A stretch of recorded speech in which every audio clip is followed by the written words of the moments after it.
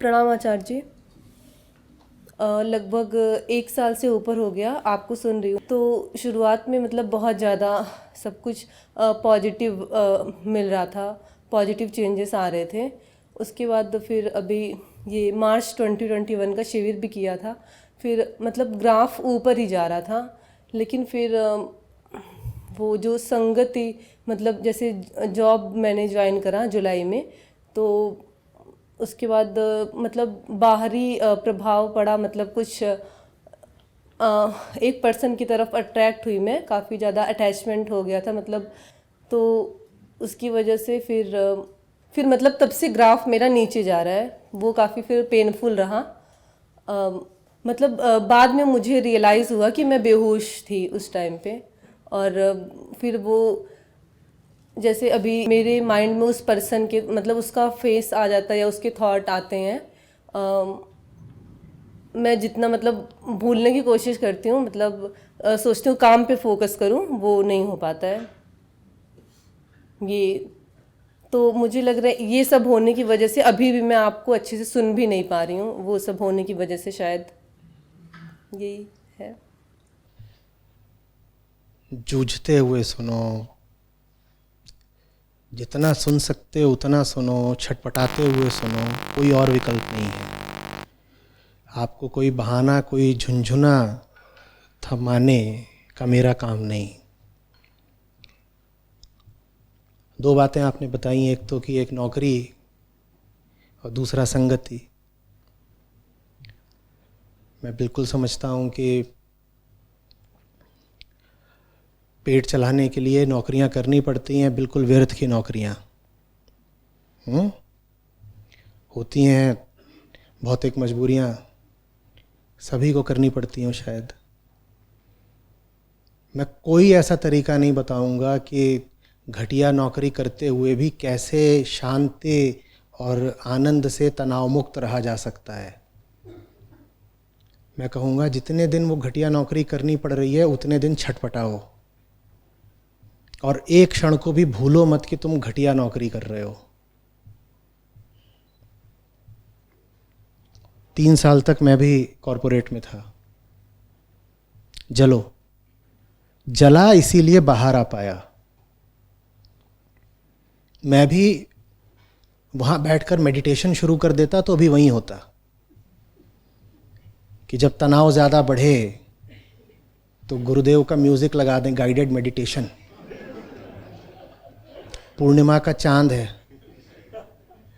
सरोवर पर उसकी छवि पड़ रही है, प्रतिबिंब प्रेमिका के मुख जैसा लग रहा है,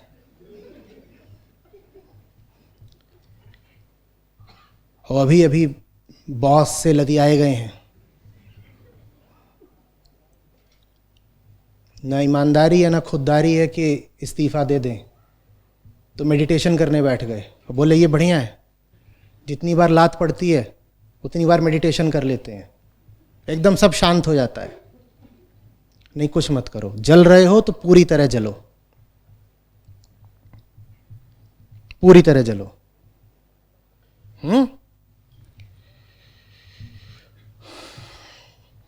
कबीर ओदी लाकड़ी धुधुके और सिसियाए। ओदी लकड़ी जानते हो क्या? ओदी लकड़ी माने गीली लकड़ी। गीली लकड़ी होती है, वो धुआं मारती रहती है, धुधके और सिसियाए, सिसियाती रहती है।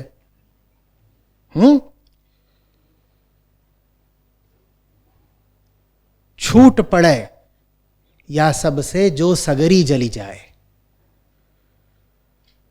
इस अवस्था से, इस पीड़ा से एक ही तरीका उसके लिए बचने का, पूरी जली जाए। आधा आधा मत जलो, पूरे जल जाओ। गीली लकड़ी की तरह नहीं रहो, सूखी लकड़ी की तरह धकधका के जलो, लपट मारो, समाप्त हो जाओ। कुछ तो है ना तुम्हारे भीतर का जो तुम्हें वहां रखे हुए है। तुम्हारी छटपटाहट तुम्हें बताएगी कि वो जो कुछ भी है तुम्हारी छटपटाहट से बड़ा नहीं है। होगा कोई लालच, होगी कोई मजबूरी जो आपको वहां रखती है। आपकी पीड़ा आपको बताएगी कि उतनी मजबूरी सहना ठीक नहीं। पीड़ा जब मजबूरी से बड़ी हो जाएगी, नौकरी छोड़ दोगे। हम अपनी पीड़ा का पूरा अनुभव ही नहीं करने देते स्वयं को। हम फ्राइडे को मूवी दिखाते हैं, सैटरडे को बार में बैठ जाते हैं, संडे को सेक्स कर लेते हैं, मंडे को फिर लात खाते हैं।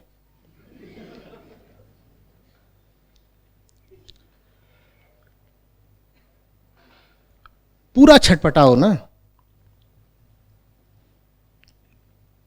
ऐश आराम करने के लिए नहीं पैदा हुए हो, ओम शांति ओम बोलने के लिए नहीं पैदा हुए हो, संघर्ष के लिए पैदा हुए हो।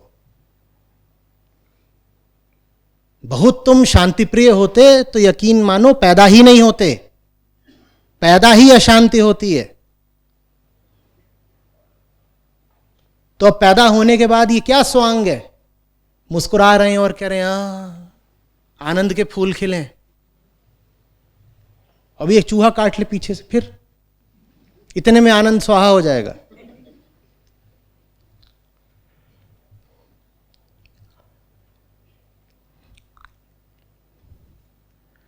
कुछ आ रही है बात समझ में?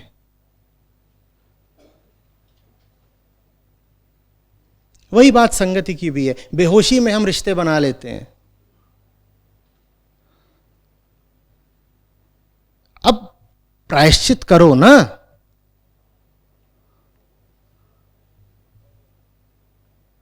जान लगाओ, श्रम करो, पर कम से कम झूठ मत बोलो अपने आप को कि सब ठीक चल रहा है। ये लगातार याद रखो कि ये मामला तो गड़बड़ ही है।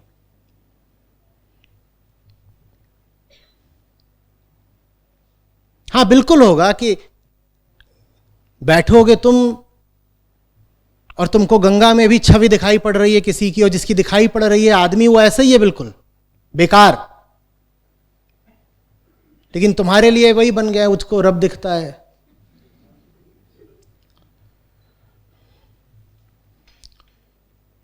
और कोई ऐसा उपाय नहीं है, ऐसी दवा नहीं है कि वो यादें आनी बंद हो जाएंगी।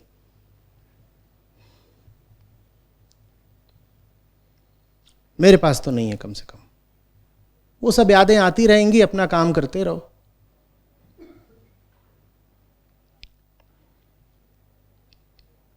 सरदर्द होता रहेगा, काम करते रहो। जो जिंदगी में था बहुत, कभी जिससे मोह बैठ गया था, हो ही नहीं सकता कि उसको एक झटके में उखाड़ फेंको। वो तो परेशान करेगा, रोज याद आएगा। दिन में दूर रखोगे, सपनों में आएगा, क्या करोगे? उदास रह लो थोड़ा, फिर काम पे लग जाओ, उदासी के साथ काम में लग जाओ। देखो मैं काम जानता हूं, उदासी की दवा नहीं जानता। शायद काम ही उदासी की दवा बन जाए। कौन से काम की बात कर रहा हूं? ऊंचे काम की।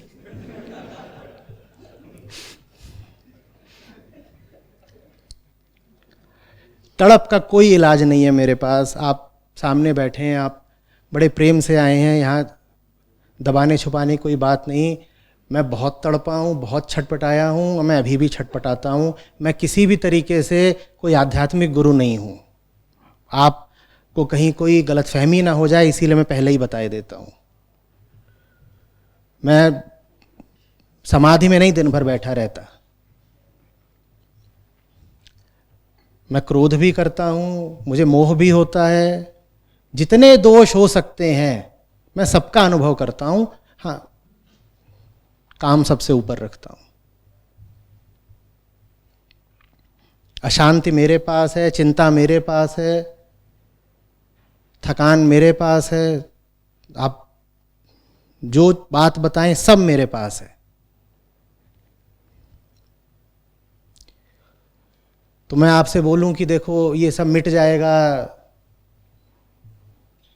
तुम बिल्कुल निर्विचार में प्रवेश कर जाओगे, तो बेकार का पाखंड वगैरह मुझे अच्छा लगता नहीं। जो सीधी बात है वो करनी चाहिए ना। आप यहाँ पर सच्ची बात सुनने आए हैं, मैं बनावट से कोई लाभ नहीं। जो आपके साथ हो रहा है वो सबके साथ हुआ है, मेरे साथ भी हुआ है। गलत नौकरियों में भी सब फंसते हैं, गलत संबंधों में भी सब फंसते हैं। और शायद ये एक अनिवार्य सज़ा होती है पैदा होने की, कि पेट के लिए भी आपको समझौते करने पड़ते हैं और मन और तन भी आपसे 100 तरह के समझौते कराते हैं। जूझते रहो, लगे रहो। वो संघर्ष ही बहुत दूर तक ले जाता है, फिर बहुत आगे तक ले जाता है। ईमानदार पीड़ा इतने सौंदर्य को जन्म देती है कि पूछिए मत। अगर आपकी पीड़ा में सच्चाई है तो उसमें से सच्ची कला उभरेगी। वास्तव में पीड़ा के बिना कोई भी सच्चा काम हो ही नहीं सकता।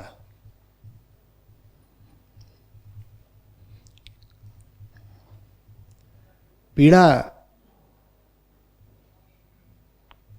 निष्प्रयोजन नहीं होती, उद्देश्यहीन नहीं, उसके बड़े लाभ होते हैं। वो जो आग है ना सूखी लकड़ी वाली, उसमें तपिए, निखर जाएंगे।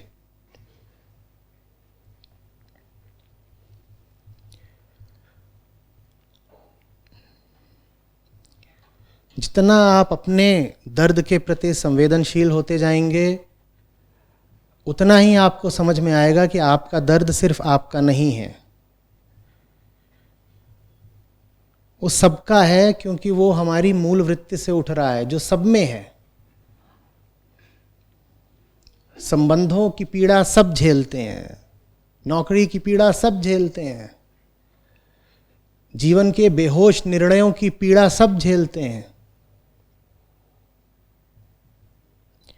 आप कहाँ किसी और से अलग हैं। जैसे जैसे आप ये जानते जाएंगे, आपका आध्यात्मिक विकास ही तो हो रहा है। आदमी और आदमी के बीच की दूरी मिटती जाएगी, आपको दिखता जाएगा आपका दर्द दूसरे के दर्द से अलग नहीं।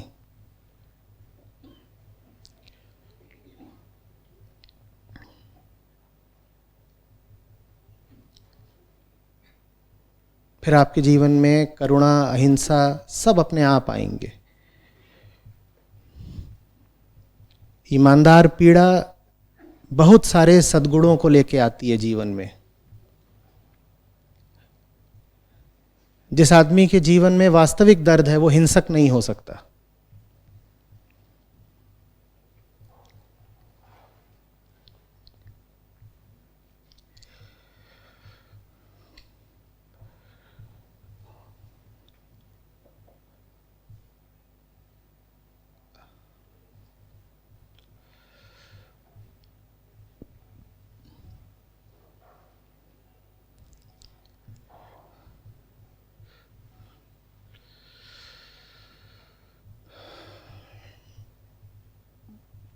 दो ही स्थितियां हैं मन की, पीड़ा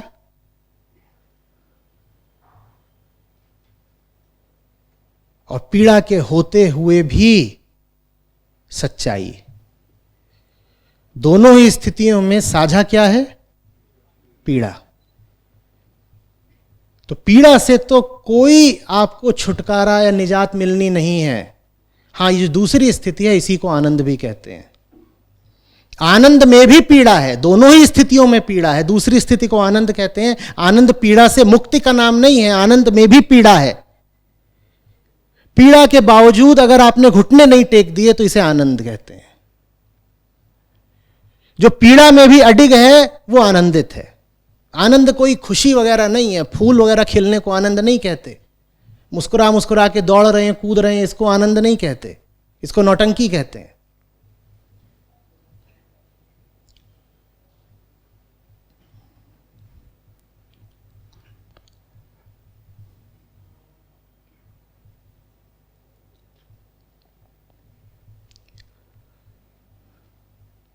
मुझे नहीं मालूम मेरी बात सहायक होगी कि नहीं, पर अपनी ओर से जो सच कह सकता था आपसे कहा है, और इस आस्था पर कहा है कि सच सदा सहायक होता है, उसे छुपाना नहीं चाहिए। अगर सच सहायता नहीं कर सकता तो फिर सहायता कहीं से नहीं मिलेगी।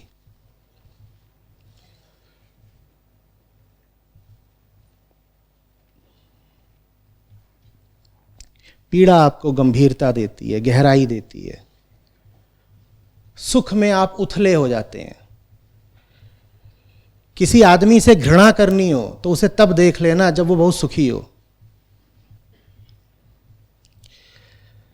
लोग सबसे ज्यादा घृणास्पद तब हो जाते हैं जब वो अपने सुख के क्षणों में होते हैं। अपने उन क्षणों को याद करो जब तुम बहुत सुखी थे, घिन आएगी। और हमें घिनौना कामों में ही तो सुख मिलता है। सुख से कहीं बेहतर है दुख।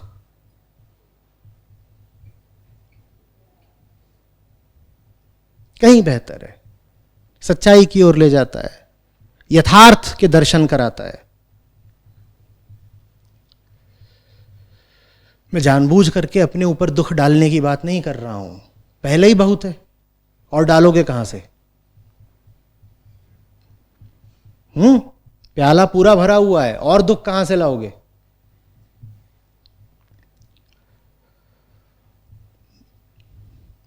तो इतनी बुरी चीज भी नहीं है पीड़ा, दर्द, असफलता। उसके साथ जीना सीखिए। एक दिन उससे दोस्ती हो जाती है, फिर आनंद। दर्द से दोस्ती।